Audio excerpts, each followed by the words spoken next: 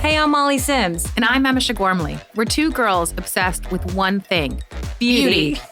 And by that, we mean everything that makes you look And feel beautiful. We're calling on our favorite health experts, industry insiders, and friends to answer all your beauty questions. With a drink in hand. Definitely with a drink in hand.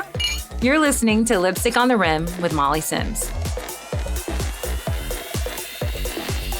I mean, you really find out who your true friends are in adulthood, and that's exactly what we're getting into today. You guys, we are so excited.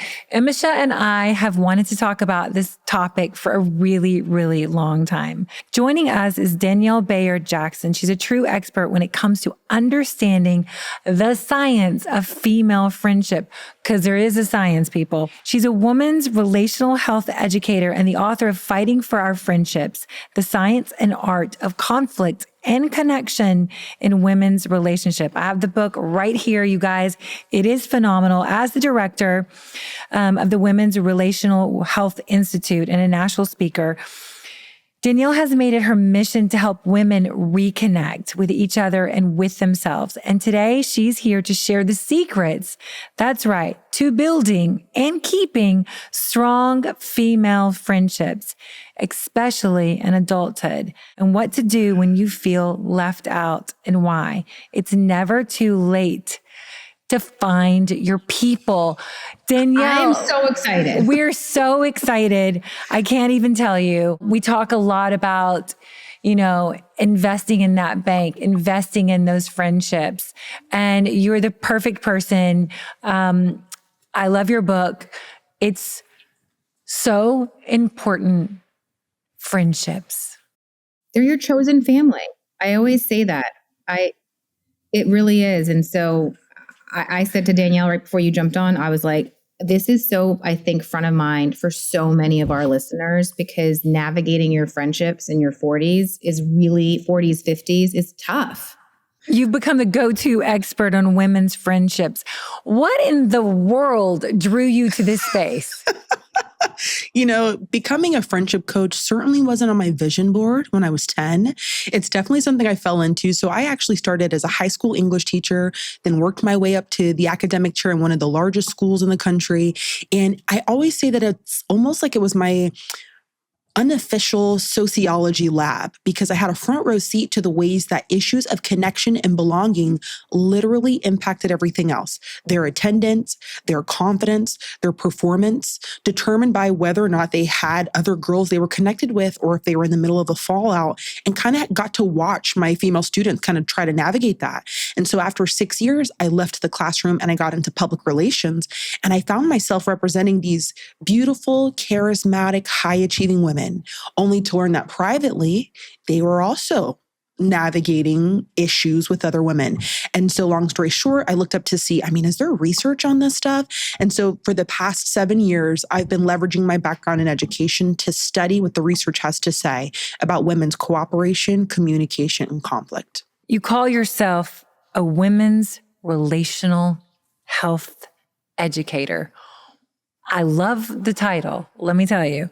But what does that mean? Yeah. So, the same way we talk about mental health, and it wasn't really a catchy phrase 20 years ago, I'm hoping that there's a shift in the same way with our relational health. This talks about all the ways that your ability to form connections, to perceive healthy connections, to keep them going, it literally impacts every other aspect of your health. So it's a domain of health to be able to form relationships, and especially relationships with other women, because there are unique things that happen to us to form bonds with other women. And so we're hoping that takes off, relational health, because it's so critical. Why is it so hard to make and keep friends as an adult? There are so many reasons, but I'm going to keep it nice and tight here with one of the most prominent ones that I often hear women cite, and that is time and energy.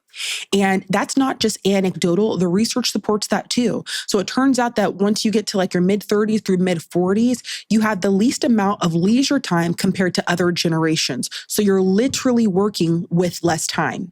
And then if we go the next step and we look at the ways in which they're still not balanced with the share of domestic labor, despite being a professional woman, you're still clocking more hours on average than your male counterpart in the house with dishes and the kids stuff and all the things. So in our brains, in our bodies, and with our literal time, we have less of it to give. So for a lot of women, they might feel like they don't have enough left in the cognitive reserves to begin coordinating.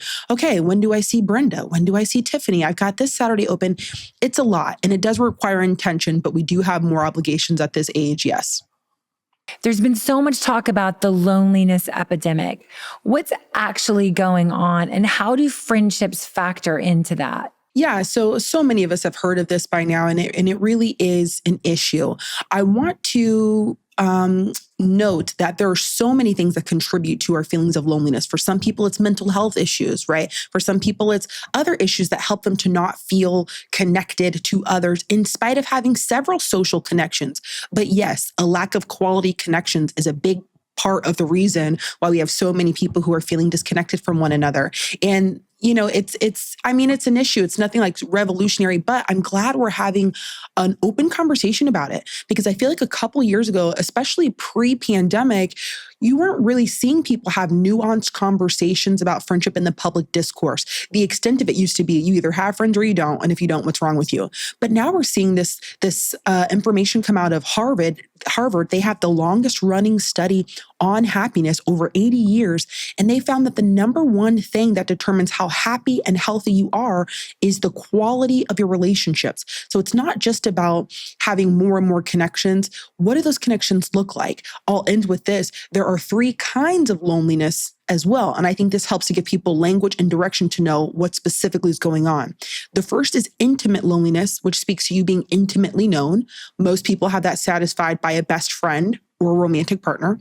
And then you have relational loneliness, which is all about, having friends, people who know you know them. And finally, collective loneliness, which means you don't feel like you're a part of something greater than yourself.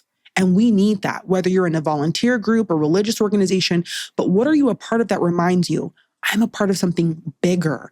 And so depending on where you are with that, yes, you might be feeling disconnected from others. I think that for me too, I look at female friendships. I always say I like to have 4 quarters. I'd rather have 4 quarters than 100 pennies. I mean, I've had my true core of friends, right? Like the person on the screen here, Molly, is my phone call. Like that's my person, right? And I think that there's 2 kinds of friendship that you have as you get older. There's the ones that are your family. That's just your person, right? But then you're like me and you move to a new town and you're in your 40s. And, whether you're moving to a new community at 40 or at 30, you are essentially starting from scratch, especially like me. I moved here and I knew no one. I had one person I kind of sort of knew. And the dynamic of having to put the work in to make these friendships and really you go through these ups and downs of figuring out who your people are. And I think to me, that's like one of the things that you get really nervous about. It's like dating, right? Mm-hmm. I think that as we get older and we're making these new friends, you're trying to figure out, like, is this person kind of cool? Like, do I want to hang out with them? Like, are they worth that little pocket of time that I'm carving out that takes away from everything else?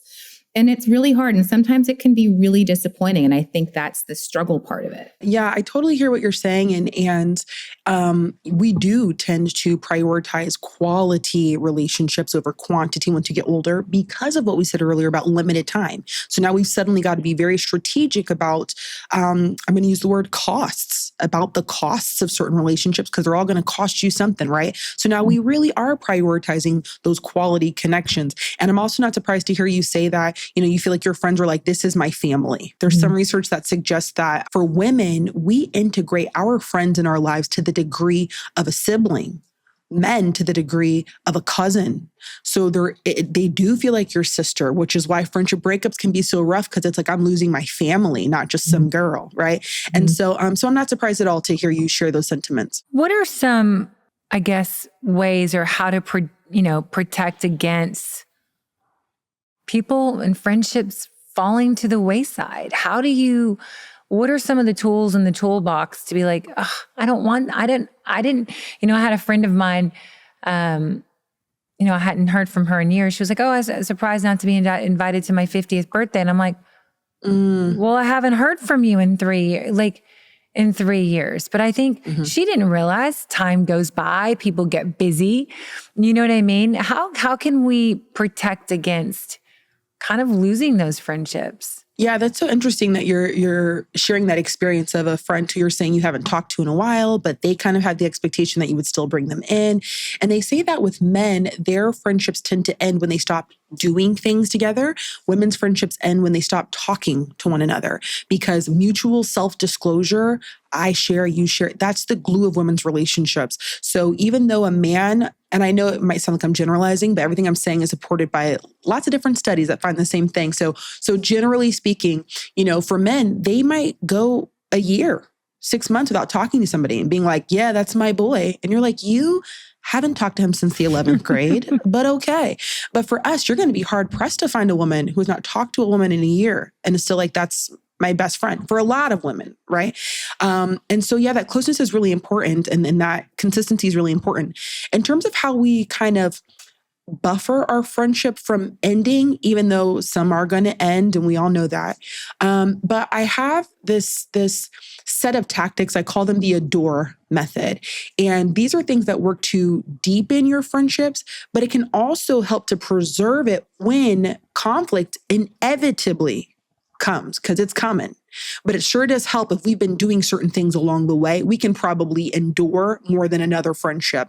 And so the A stands for appreciation, which sounds basic, but there's some studies that find that the closer we are, sometimes the less we say, I appreciate you, because we say, well, you should know. I shouldn't have to say it. You know I love you. So does this person really know without a doubt? You are appreciated in my life. So if I'm often communicating or showing that helps as a buffer. The D stands for desire. So how do I show platonic desire? I want you around. I miss your companionship. I want to learn more about you. That kind of energy and reach out toward her helps her to feel valued. The O stands for openness, and we know vulnerability is really important. The R for reliability. So how do I show you trust me and I trust you? And finally, the E is for experiences, shared experiences, which means time together.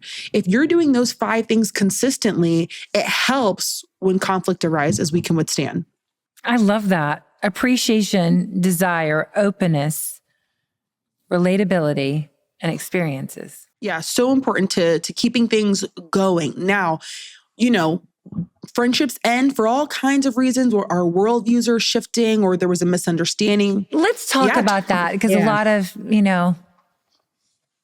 of times they do end, and it's sad. And you don't want them to end, but sometimes people change. People change and they end.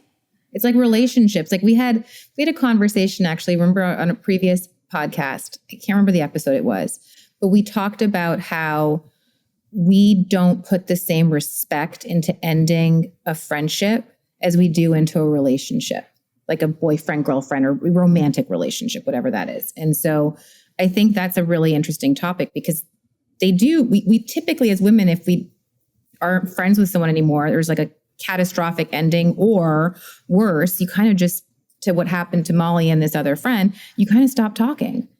And in a normal relationship, you would be like, hey, this kind of hurt my feelings, or you know what, we're just on a different page. There's no openness. So what do you do in those situations? How do you approach that? Yeah, well, friendships are an inherently ambiguous dynamic. You fall into them, you fall out of them. Unlike with somebody you're dating, it's like, hey, what are we doing? Are we together or not? But with the friends, sometimes we don't even know if we are friends, right? How many times have you had coffee with a girl and you're like, I think we like each other. I don't know. So friendship is this very elusive thing sometimes. And so I think because of that, when friendships end, it can be kind of confusing, because some of us feel like we don't owe it this sit down conversation to say, I'm no longer wanting this. I want out, because it's kind of fluid and we're just going with the flow. And I don't know, is it that deep? So I think that's the reason why a lot of people don't have formal conversations, and it can leave others feeling like, what happened? I feel blindsided. I feel ghosted, which is really hard. I think another reason why some women might cast off friendships kind of easily is because we don't have the same reinforcement for our platonic relationships like we do with the romantic ones. Like, you have so much cultural reverence for being partnered, We like are praising you for it. We're sending you, congratulations, girl, you got engaged. There's so much around that I think a lot of us work to make it work because this is like my one shot. But with friends, some of us might adopt a dismissive attitude of like, I mean, I can get new friends. I can get new friends. And so I think we sometimes see those attitudes reflected in the way that we release friendships.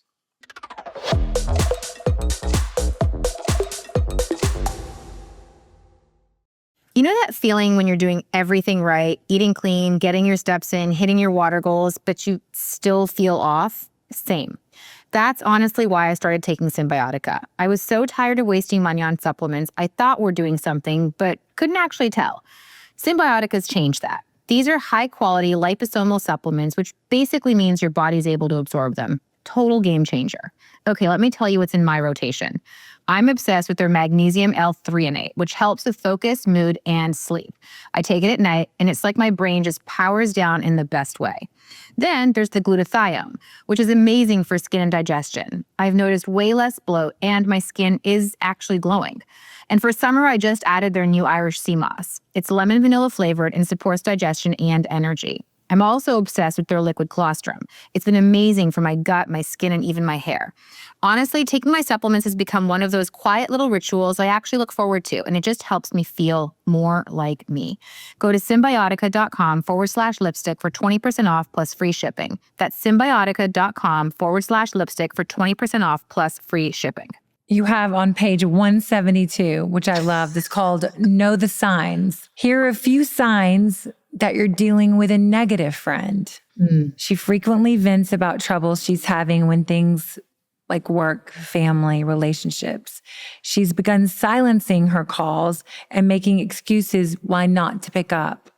You've adopted the role of the therapist. You feel pressured to kind of help solve her problems. After spending time together, you feel mentally and emotionally depleted.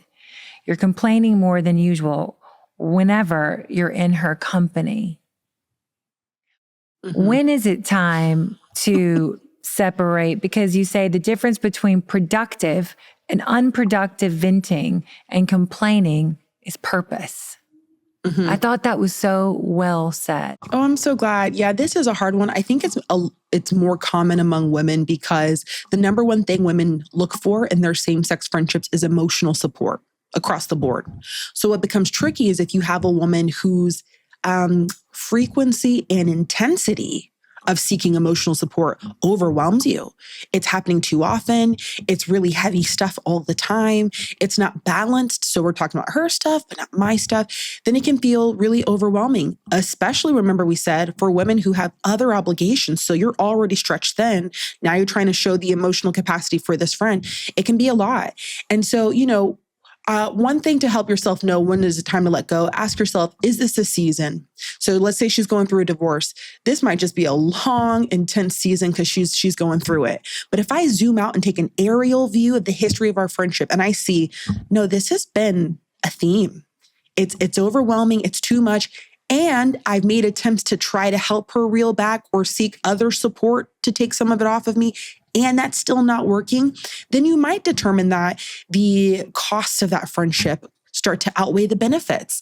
And I feel bad saying that. A lot of women feel bad saying that because we've downloaded messages of be a ride or die friend. You just endure. That's what women do. You stick it out. So they feel bad to admit, I don't want to show up anymore. I'm tired and I think I want out. It makes you feel like you don't have that virtue women are supposed to have of just perpetual loyalty. And so it can be tricky to let go. It's hard to let go because you love them, right? But at the same time, if it's not healthy for you to be friends with someone that, again, it might be just a season. It might be just a time. But if you take out that, maybe this is just who they are. And we can tell friends, and this is where you have to have the space to be able to say, to speak in a very real way with friends, right? I should have the stretch in our friendship to say, girl, okay, I love you, but I see what this thing has been doing to you, because I'm going to make it about her, not me. I see what this thing has been doing to you. It's been going on for a really long time. And as much as I want to help, at this point, I don't know what to say or do to help you.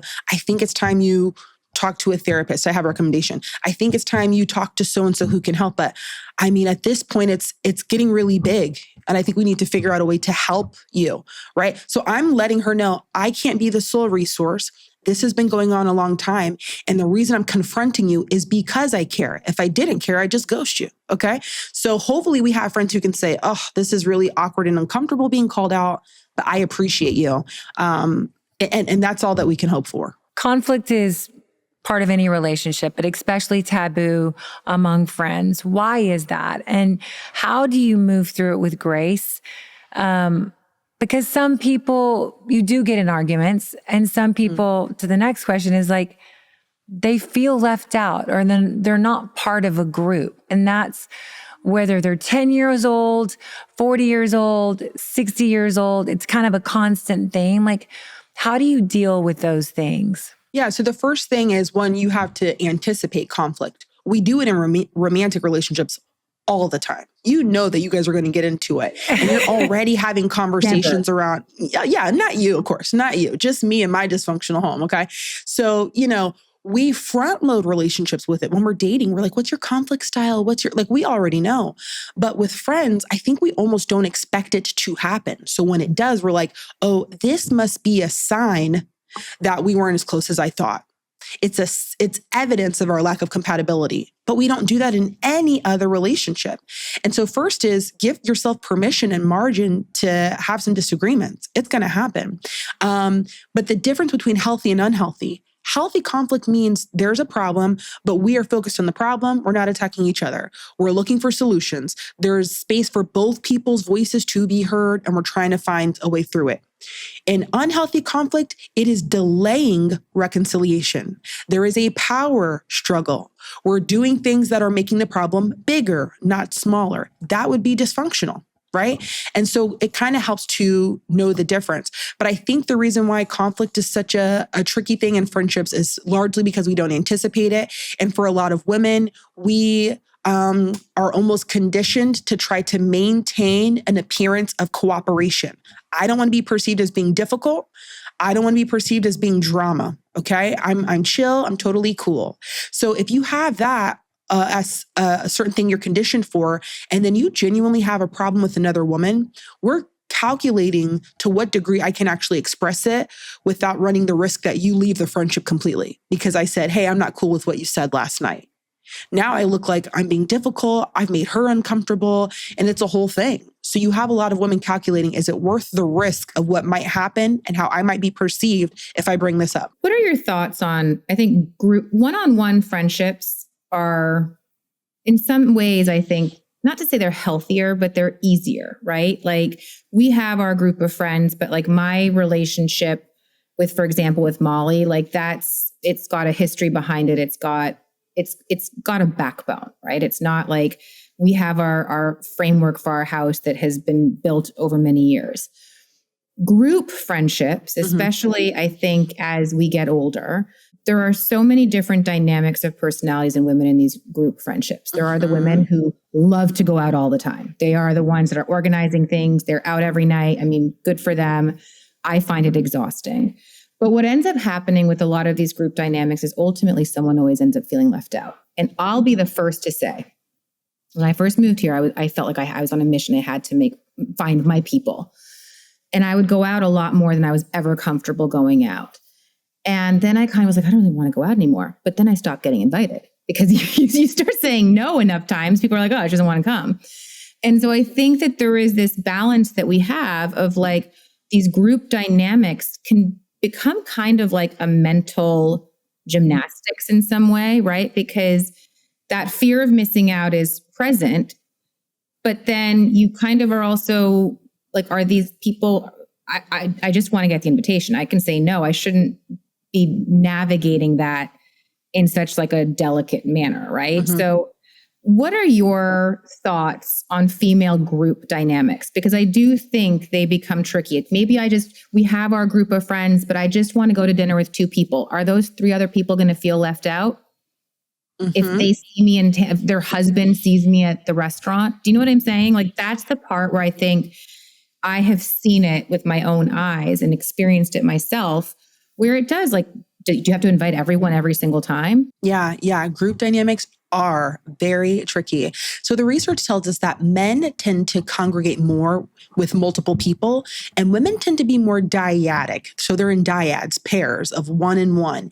And this is one of the reasons why our friendships tend to be more intimate, because there's a lot of FaceTime when it's just me and you. You can't escape it. But being in a group kind of affords you a certain level of anonymity, right? So I don't fully show up here because we've got to balance between 6 people who want to be seen and want time to talk and all the things. And then, yes, some might say that it feels, well, I don't want to say safer because people feel safe by different things, but they might feel more seen and space to really show up a little more fully. But in a group dynamic, yeah, you have the woman who's kind of got a more dominant personality and the women who kind of become followers. But when you're one-on-one, they're not really followers. So there's kind of like this ecosystem that develops, and it works because everybody plays their role. So I think there's value in both. We do tend to congregate one-on-one more, but I know some women like groups. So I would say that I think it's really important for a woman to look at her motivation and be really honest with yourself. Why is it so important to you to be a part of a friend group? Now, I'm not knocking it. I think it offers a lot of different things. It's nice when you have friends who know each other and overlap, and logistically, like, all right, everybody come gather at the thing. I get it. Really ask yourself, why is it important to you to be a part of a group? Is it satisfying some kind of feeling of family and you really like that vibe? I get it. And I like that too. But yeah, it does become tougher to coordinate, right? Because now you need 6 people's schedules to be aligned. And I'm sorry, that is going to be unequivocally more difficult. Okay. Which means that maybe 2 of us who live closer go out more often. But is that going to look like we're closer than the group? And then are you going to have issues of, I can't believe they didn't invite us. But logistically, it gets a little more difficult. Then naturally, you have people who you become closer to. And that's all fluid. I might be close to person A this summer, but then we both go through a similar life event and now we're kind of besties next summer. It's all just fluid, and it does get really difficult. So one tip I'd give to kind of manage that, and it's not going to be a very sexy like feeling or piece of advice, but definitely want to be inclusive. You definitely want to be mindful of people's feelings. I need you to look at the degree to which you being mindful of people's feelings becomes completely immobilizing. Because if I can't hang out with who I want to hang out with, because so-and-so is going to think that I was doing it maliciously or I intentionally left them out, it's a whole thing every time. If you want to make sure that that doesn't happen, even though you're not responsible for other people's emotional responses, you can say, hey, yeah, sometimes I kind of like seeing you guys just one-on-one. It's just different, but please believe like it has nothing to do with my love for you. You can say that explicitly, because at the end of the day, a person's sense of rejection, they want to know, do you love me? Do I matter? Do you care? Am I safe here? That's really what people want to know. But we are going to have to get some thick skin and know sometimes people are going to gather without me. And I can't feel like they owe me every invitation. I just don't know how practical that is. Social media has not, helped this situation out because, you always see like, oh, they have their people, or, oh, that group photo I wasn't in, or, oh, that girls trip I wasn't invited to. Sometimes you're not going to get invited, but it doesn't mean, I think we take it so utterly, especially women, personal, that we were left out. Oh, absolutely. And social media, I mean, we all know, we've all been there. I've had actually several clients who got off of social media for one reason or the other and said they found themselves feeling more peaceful. And when they got back on, they suddenly had thoughts that they were not entertaining for 6 months, because now I know that you guys went to get coffee and I didn't know that before. And so they see the difference. Recently I was talking to 2 of my really good friends, and they know I'm pretty social. And I was like, I'm just going to tell you up front, like, you guys know I'm going to have dinner parties and sometimes not invite you. And they were like, oh my God, are you serious? And I said, well, sometimes, yeah.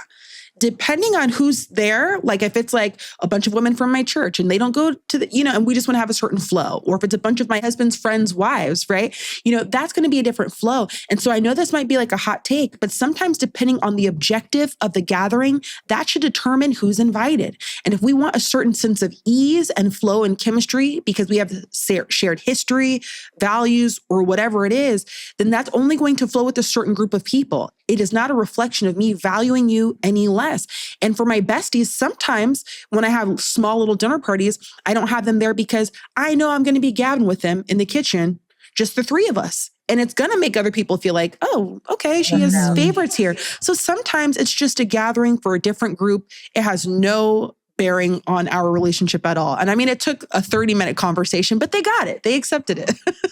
No, but it's important to front load that. It's important, like, you have your mom friends, you have your work friends, you have your church friends, you have different groups of people that sometimes don't mesh, nor do you want, if I'm really trying to make an effort with someone, I'm not going to invite someone I talk to 50 times a day. I'm not. Yes, correct.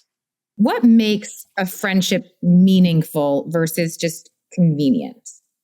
Oh, that's different according to each person, because meaning, like the significance it brings to your life, might be different from what it brings to mine. I gotta say, I know sometimes people talk about friendships of circumstance, and I don't think that those are necessarily a bad thing. There are a lot of friendships I've had because we worked the same job. Mm-hmm. And I thank God I had them while I was there, because I would not have gotten through it without this person's support, without being able to share resources, without commiserating about our toxic boss. And this person was my friend because of those circumstances. The job was the thing we had in common. I saw her for 8 hours a day, and it was like this consistent connection. And then it shifted immediately. Well, I'll say kind of over time when I left that job. I don't think that makes the friendship any less valuable, or, oh, that was a fake friendship. It wasn't real. It was very real. And it really served us during our time at that job. And we still like each other's Instagram posts, but that's what it is. And so sometimes you have friendships because of circumstances. And if you find that you want to take it to the next level and you want to keep things going, even though your circumstances change, then you do that. You have agency to invite a person in that way to see if the friendship can translate to a new space. Everyone already has their friend group now. Okay. People say that, right? How do you break into new circles when it feels like all the cliques are already formed? Yeah. So the first is you got to stop saying that to yourself. And I've thought it too, right? Oh, they already have their people. Yes, they might have a history. They've got their inside jokes. They feel comfortable with one another.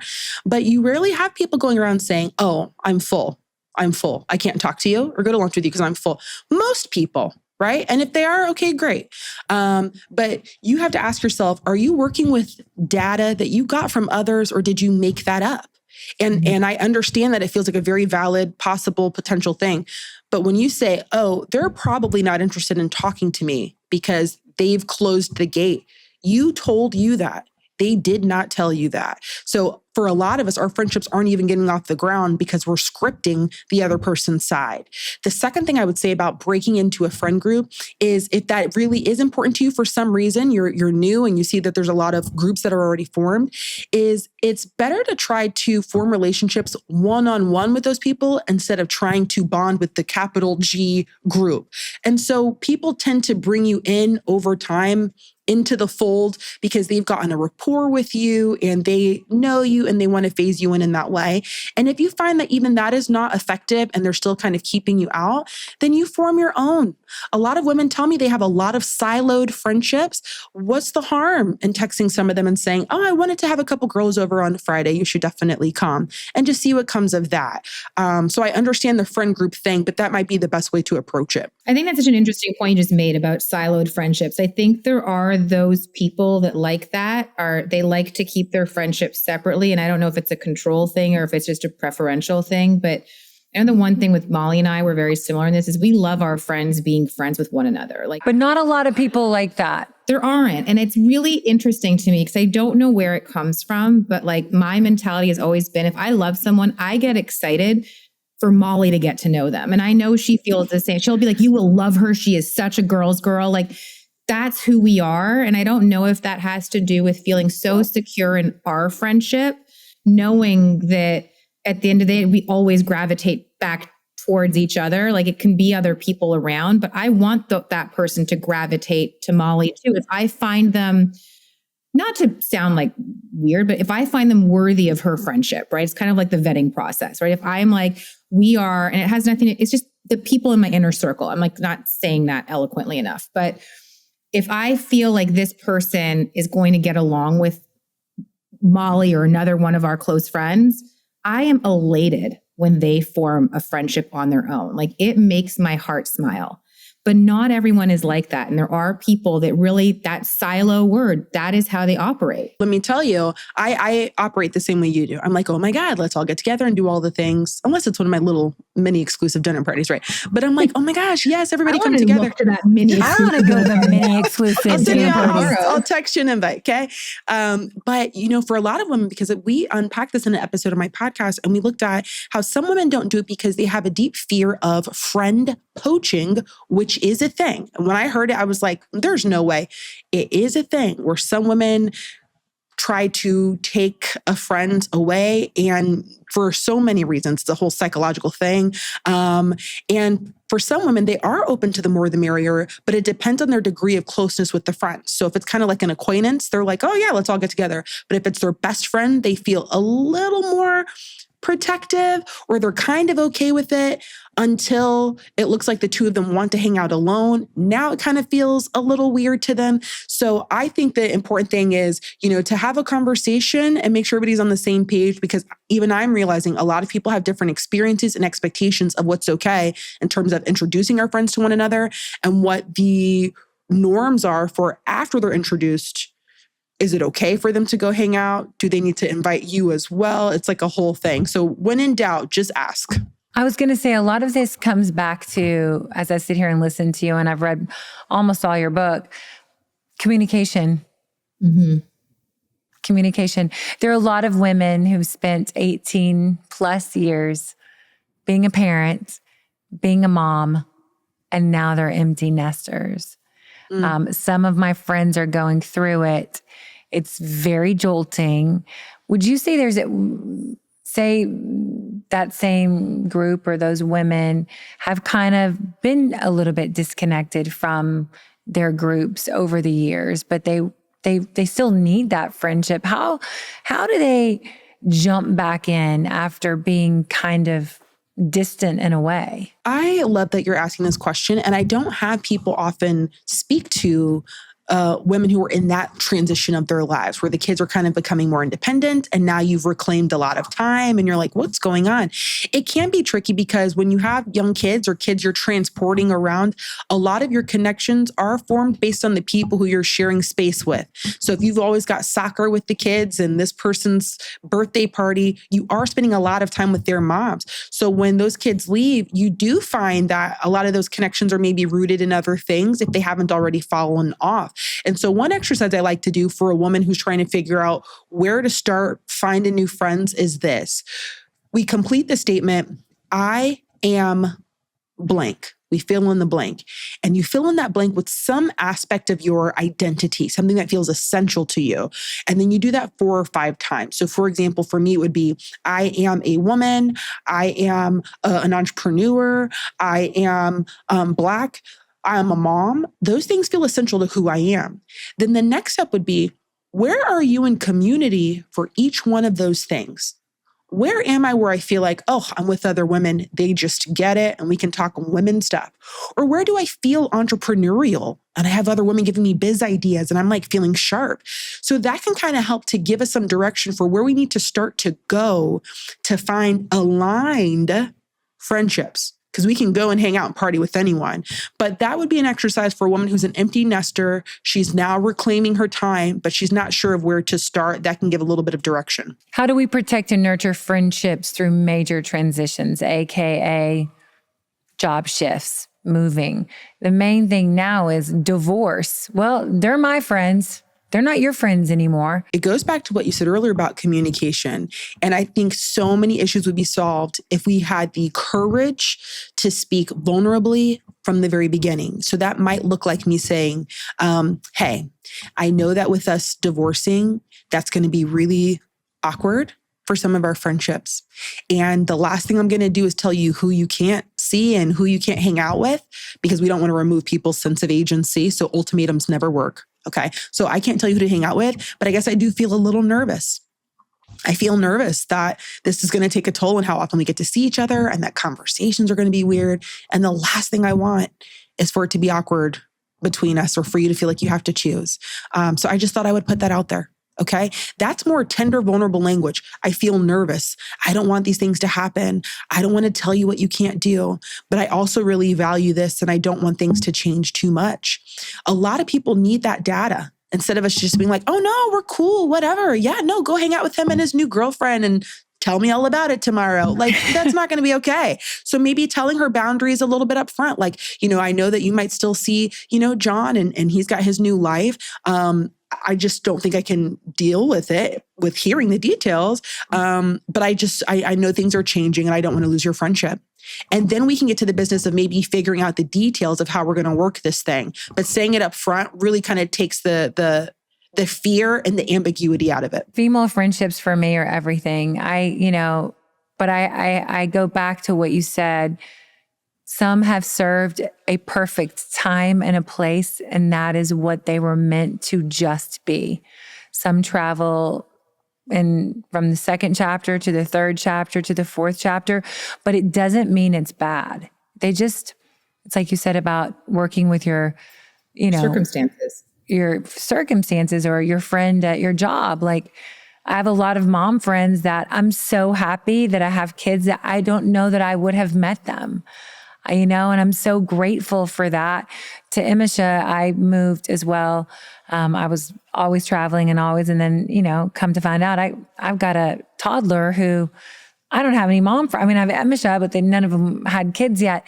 And I needed that community. And it was hard to break into those friendships. But the only thing I can say is invest in them, work hard to make your friendships and work hard to keep them. I think that's a really important point. I think that there's some people that go, well, she never calls me. And it's like, well, do you call her? Like, I think that, do you reach out? Because I am not great at making plans. That's just not my personality, right? So I try to show up in other ways, right? I'm not going to be the person that goes, hey, do you want to go to dinner? Because I'm perfectly fine being in bed at 9:00 every night. But I do think there is a need to invest your time and make the effort, because sometimes I think people read into it the wrong way. Oh, well, she's not taking the time to reach out, to text me, to say, let's go for a walk, let's go for lunch. So she doesn't want to hang out with me. When in fact I do, I'm just maybe waiting for that person to reach out to me. Right? Like I think that is, to Molly's point, you have to put the work in. Like, you can't just sit and wait for people to always call you, because they don't. They eventually stop. I'm going to say this because when we talk about friendships for a season and some for a lifetime, one thing I want to challenge listeners with is, do you associate longevity with relational success? Because for a lot of us, if it ends, it was a failure. What did I do wrong? I can't keep a friend. And then if it lasts forever, we're like, it was a success. Now, if a friendship is healthy, it probably is going to last on average a little bit longer than a toxic one, right? But we have to stop feeling defeated or discouraged because one friendship closed. It just means that it ended. It doesn't mean it was bad. I know this sounds corny, but some research says that if you're able to identify something you're grateful for during the time you were together, you're more able to move forward without bitterness and resentment. So I want us to really question the messages we've been telling ourselves around our friendships ending. Oh, that's why I don't deal with women anymore. It always ends. Well, yeah, sometimes they do. Right. And so I want us to kind of get comfortable with longevity doesn't always equal success. And you can have had a successful friendship that served a really beautiful 2-year period of your life. So I love everything you're saying because I totally agree.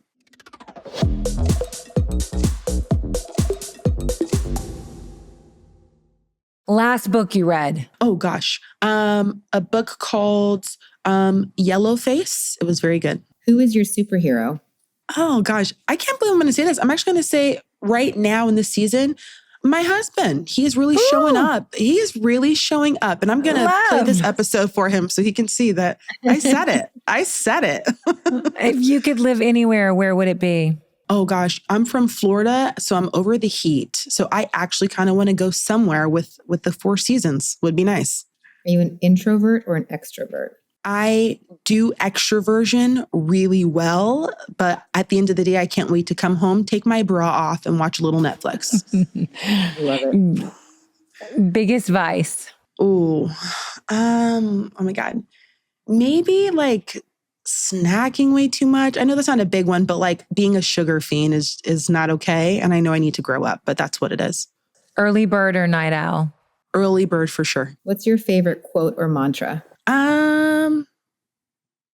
I think maybe one of my favorite quotes would be a piece of scripture where Jesus says to be as wise as a serpent, but soft as a dove. And so I think there's room for both. I love that.